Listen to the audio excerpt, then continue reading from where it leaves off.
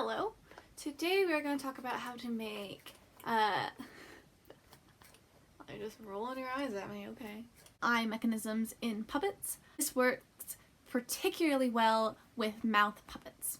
The diagram I used to construct this puppet, it's accredited to Hobey Ford and the Goldenrod puppets. I have added in this video my own drawing that's more my take on this project and my strategy, so I hope that's helpful.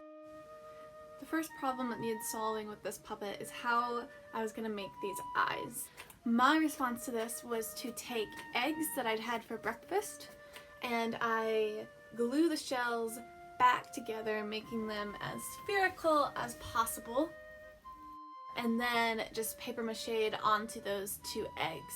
The ones that I have done are 8 layers. They took quite a long time to dry, but they are nice and firm. They're not going anywhere. The next task you need to do is use some sort of rod that you are going to attach those eyes onto. I like to do these projects with what I have, so you'll see if you look closely that my rod is actually just a colored pencil. It fits through both the eyes. I cut holes, went through them, and then glued them into place like so. After doing the eyes, I decided to cut out what would be my mouth. I just set the eyes on top of one piece of cardboard, traced it out to the size I liked, and then traced it onto a second piece of cardboard. The trick that I found helpful in doing this is that when I cut out the second piece of cardboard, I actually made it slightly longer than it needed to be and then scored it, so I didn't cut all the way through, just halfway through. I attached the longer piece over the smaller piece, and that created a really easy, no stress hinge. Another way you could do that is just cutting out a separate piece of cardboard. It would work just as well, I think. Once you have that, you get to the hard part of this project, which is the metal. I decided just to use a coat hanger from our basement, so yeah, this might be easier if you buy the right supplies. I just twisted the metal into this sort of U shape that you see here to make sort of like little U's for my pencil to sit in. So both sides you see where I've created this U in the center, came up the sides, and then made a U up top.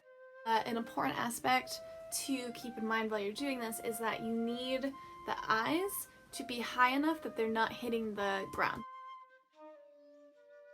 The next step after this was I attached that wiring with hot glue to my top piece of cardboard and made what my hand is going to sit in right here. I made it large enough to fit my pinky, the next one, and the next finger, but my pointer finger stays out because your pointer finger is what is going to operate the eye mechanism. When you're done with that, you're going to do similarly to the bottom, which is where your thumb is going to go to allow mobility to make your character talk. After I had my fingers secured, next I took elastic, comes like this. The name of the game of this puppet is tension, so when you pull back this mechanism, which we haven't made yet, it makes the eyes roll down. By attaching the elastic, you can see where I have it glued under the mouth here, and then it comes up the middle of the face and in between the eyes. When I'm pulled down and then I let go, the eyes fall back up because the elastic is holding it taut. Our next step is the lever, which is going to make your pointer finger able to operate the eye mechanism. The thing that I found the most effective was to attach a eye screw into my pencil.